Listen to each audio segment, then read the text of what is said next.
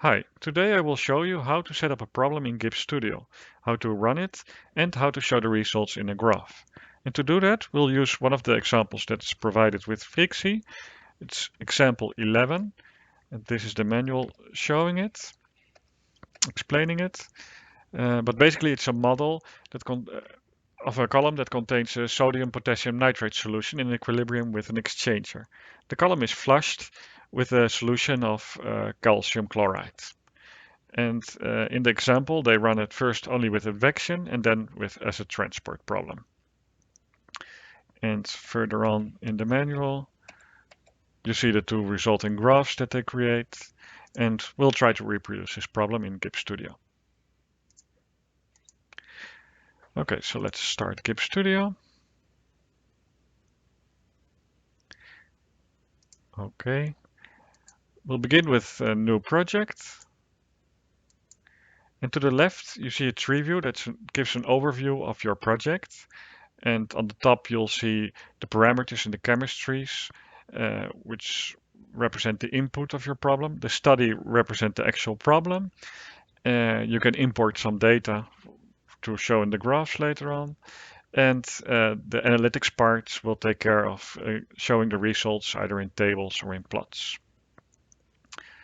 Okay, so let's begin with adding a chemistry and a database. And on the right side, you'll see an editor, and here you can load the database that you want to load. So let's do that. We'll go to database, and we'll take the default PHREEQC.dat database. Okay, and to load it into your project, you need to click this button here. Okay, so now that it's part of your project, we can select which outputs we want to show. So we add and selected outputs. And as you can see, these keywords are familiar to you if you know PHREEQC, and they will decide what we can plot. So let's select PE, pH, and temperature.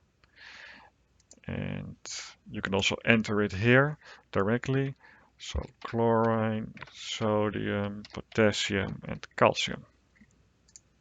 Okay, so now that you've selected the outputs that you want to generate, let's create a study. So we'll add a PHREEQC study. And for this study, we'll use the chemistry that we just created, the database that we just created, and the selected output that we just created. And on the right-hand side, you'll have your PHREEQC problem. So let's load that in the editor again. So we'll go to the examples, and this is example 11 as provided with PHREEQC. As you can see, there are many things in here that are not required by GibbsStudio, that GibbsStudio takes care of, like user graphs, selected output, and at the top of the file there's a database. So there's a function in GibbsStudio to get rid of all these keywords. So it warns you that you will delete the rest of the keywords. And what you're left with is the actual problem. So we've got the solution descriptions here, the exchange description, the advection part, and the transport part. And that's it.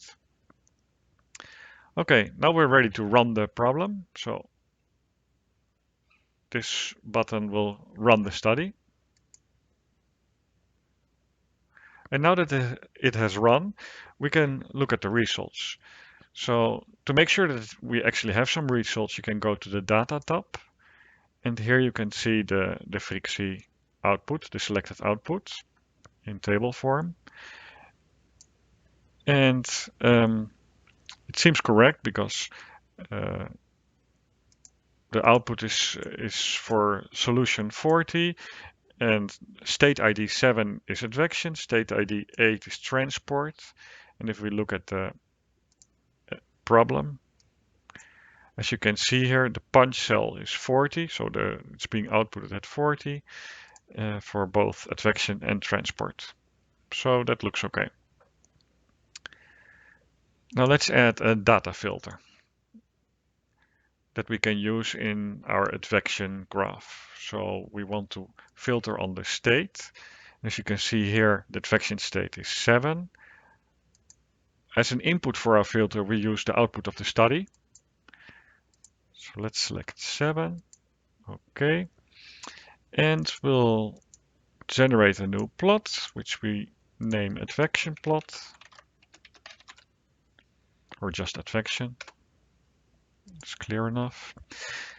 As a data source, we will not use the PHREEQC study, but actually the filter that we just created, the state data filter. Let's rename that to make it more clear. Advection filter. And we want to modify the name in the reference because we just reference it. So let's have a look. So now it's selecting advection filter.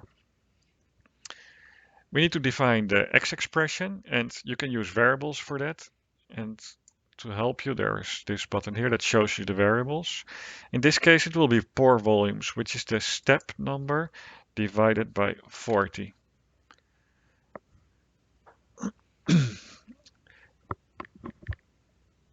So we also want to set up a few of the plot settings. There are many settings in this tab that you can set for the x-axis and the y-axis. But for now, I just want to change the title, which is example 11 advection. And for the x-axis, change the title, the label for the axis as well. So that will be pore volumes. For the y-axis, it will be millimoles per kilogram of water. And that's it. So you can plot it now. Of course, you will only see the axis and nothing yet because we need to add the lines. So let's do that. Add a plot series, a line plot. And we need to add an y expression. Again, you can select here which variable to use. So let's add the total of chlorine, for example. And there you go.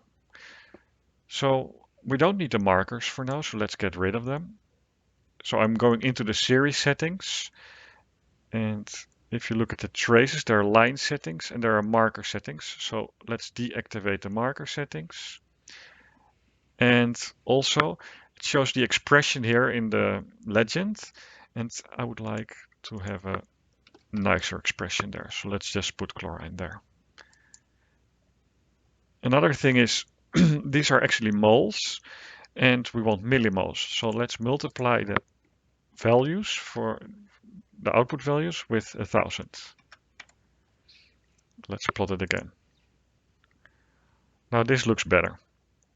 Okay, so let's rename the series to chlorine. And let's do the same for the other values that we have. So we can duplicate it and rename it to sodium. We need to update the variable, of course, to sodium and change the series name for the legend. Okay, let's do that again. Duplicate. Potassium.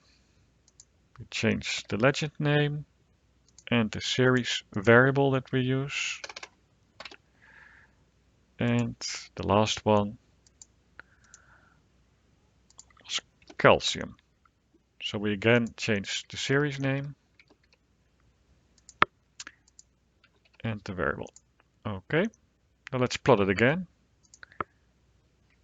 Okay, this is the advection plot that we wanted to generate. I would prefer it to start with 0, so let's change the y-axis, the range. It's set to automatic and we'll set it from 0 to 1.4. Okay, now it looks fine. If you want to change colors or change thickness and things like that, you can all change that in these plot settings or in the line settings if you want it for one specific line. Okay, so that was the first plot that we want to generate, which seems quite a lot of work, but as I will show you now, a lot of it can be reused with your next plot. So let's duplicate the advection filter. We'll rename it to transport filter. Okay. Of course, we should select the transport state ID instead of the advection state ID. And let's duplicate the plot as well. So let's rename it to transport. And And let's change the title, of course. And also the data source. So instead of advection filter, now we want transport filter. And that's all you need to do. So now you can see the plot with the delay of the dispersion in addition to the exchanger, the delay of the exchanger. Okay. So these were the two plots that we wanted to reproduce. As you can see here, they look quite similar. And one thing that's missing is the analytical solution. So let's add that to our problem as well, to our study. So here they mention the analytical solution. It's an analytical solution for a conservative tracer. So I wrote it down here. And as you can see, it's the same expression. So ini cons is the initial concentration. X is the step number divided by 40. L over A, which is the length over the dispersivity, is the Peclet number. So we use that here.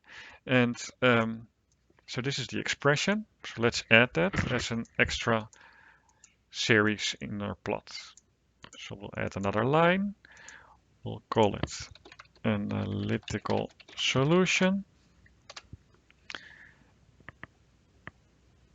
In the expression, we will also use analytical solution. And we'll add the y expression. Now it's all in red because these variables, Peclet and length and dispersivity and initial concentration, are not known to GibbsStudio. So let's change that. We'll add the parameters here. We'll begin with dispersivity, which is 0.002.